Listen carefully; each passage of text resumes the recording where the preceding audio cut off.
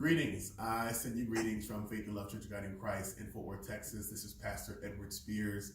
I'm the pastor and founder of Faith and Love, and we wish you the best in the Lord as we share these 7 last sayings with you. I was blessed, and thank you, Pastor Howard, for allowing us the opportunity to be a part of this. I was blessed to have the second saying, which is truly, I say unto you, today you will be with me in paradise. This is rooted in Luke, the 23rd chapter and the 43rd verse, but I'm a big believer in the context and all, so I need to read these others in for you, and we'll go from there. The passage starting at the 38th verse says, "And the superscription also was written over him in letters of Greek and Latin and Hebrew. This is the King of the Jews. And one of the malefactors which were hanging railed on him, saying, If thou be Christ, save thyself and us. But the other answered, rebuking him, saying, Does not thou fear God, seeing thou art in the same condemnation? And we indeed justly, for we receive the due reward of our deeds. But this man hath done nothing amiss. And he said unto Jesus, Lord, remember me when thou comest into thy kingdom. And Jesus said unto him, Verily I say unto thee, thou shalt be with me in paradise."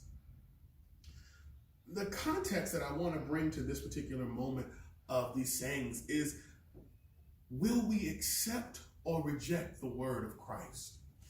When you look at this passage, it's the second saying that comes right after Christ says, Forgive them, Father, for they know not what they do, as Christ was being crucified and hung for those that were in need of his gift. And he asked first that God forgive them, not just the ones that are crucifying him, but for the ones for whom he's being crucified. He says, forgive them. He says this in a way that the malefactors obviously had to be able to hear because they were right next to him. But immediately after, he makes this beautiful declaration of sacrifice and a gift of salvation. One of them does not believe his words. And he says to him, hey man, if you're all of this and you can do all of that, why don't you get off the cross and bring us down with you if you really are the Christ? He's questioning the authenticity of who God was, even in the midst of God proving himself. And so many times in the world today, we have moments where God has spoken a word, but we, in the middle of our pain, choose to reject the word in need of an immediate manifestation when we have missed that the manifestation has already been ordered.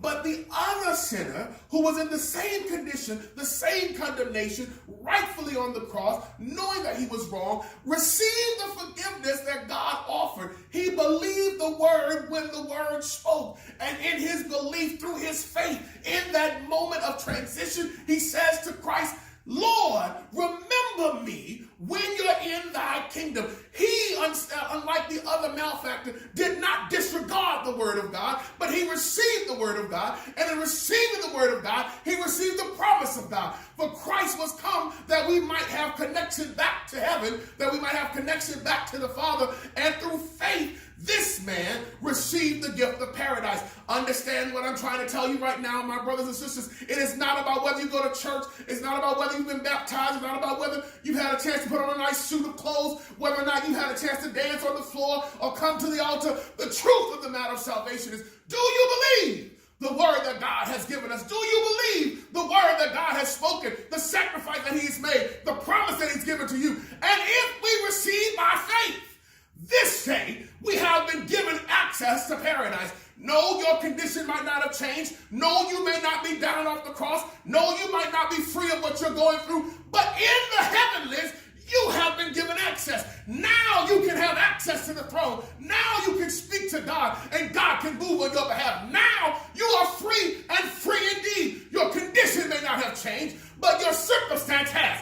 God, in the midst of his deliverance, says that when you receive me by faith, you now have access to glory. You now have access to heaven. You now have access to power. And this day, the day that you hear my voice and harden not your heart, heaven is opened unto you. So, brothers and sisters,